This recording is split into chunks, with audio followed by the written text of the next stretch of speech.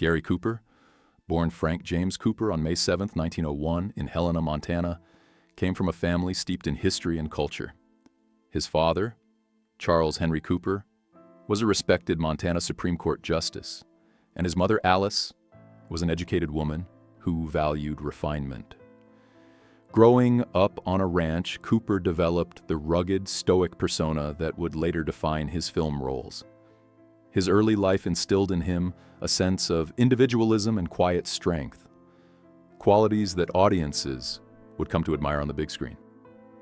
As a young man, he attended Dunstable Grammar School in England, but returned to Montana after World War I, where he enrolled at Grinnell College in Iowa. Although he initially aspired to be a commercial illustrator, fate would take him on a different path, one that would lead to Hollywood. Hollywood beginnings and rise to fame.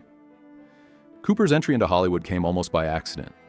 After a leg injury forced him to drop out of college, he moved to Los Angeles, where he found work as a commercial artist. This led him to the burgeoning film industry, where he started as a stuntman and extra.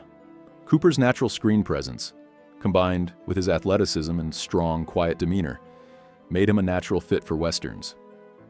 His big break came in 1926 with The Winning of Barbara Worth, where his brief yet commanding role caught the attention of producers and critics alike.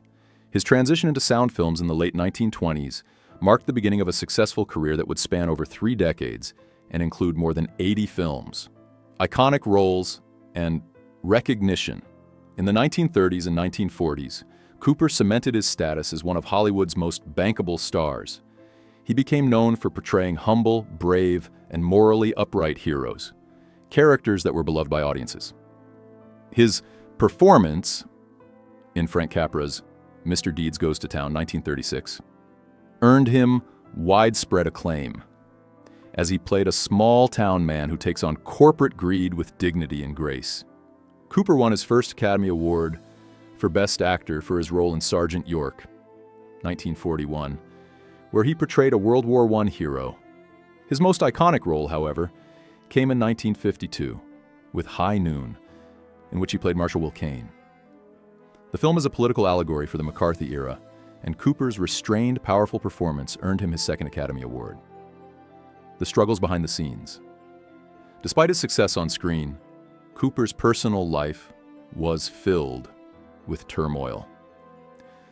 Known for his stoic on-screen persona, he struggled with issues of love and betrayal behind closed doors. His marriage to Veronica Balfe, whom he wed in 1933, seemed ideal on the surface, but was complicated by his extramarital affairs.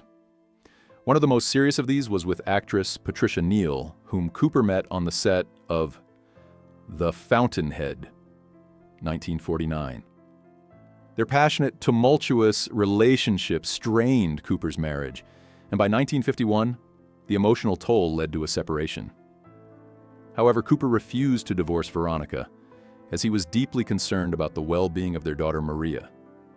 In the years that followed, Cooper reconciled with Veronica, quietly returning to their life together, and his relationship with his family grew even more important as he faced health challenges.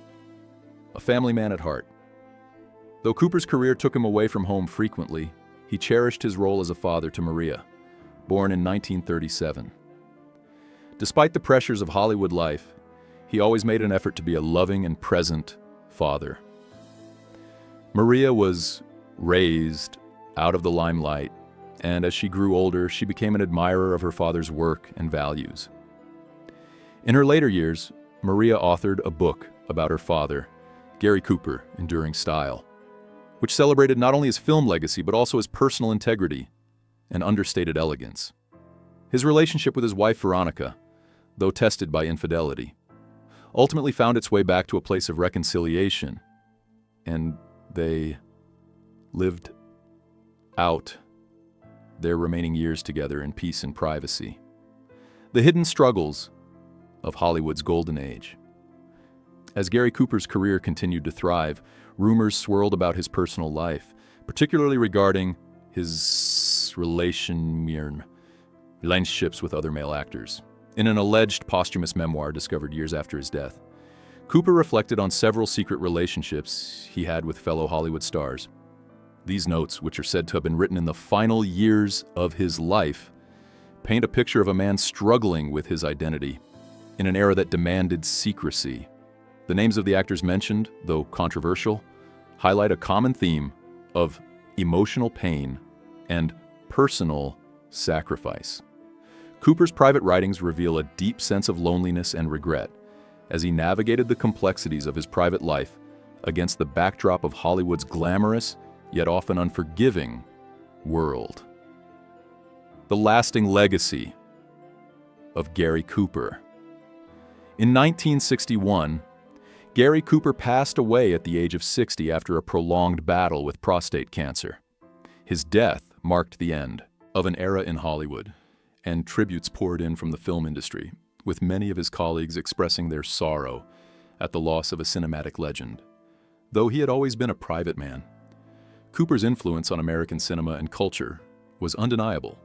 His films, including High Noon, Sergeant York, and Mr. Deeds Goes to Town, remain beloved by audiences and critics alike. His image as the embodiment of American masculinity, the strong, silent hero, has endured over the decades. Gary Cooper may have faced personal struggles and heartbreak, but his legacy as one of Hollywood's greatest stars remains secure. A quiet farewell, Cooper's final resting place.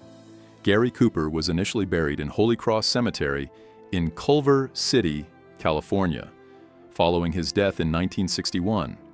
However, in a final act of quiet reflection, his wife Veronica arranged for his body to be moved to Sacred Heart Cemetery in Southampton, New York.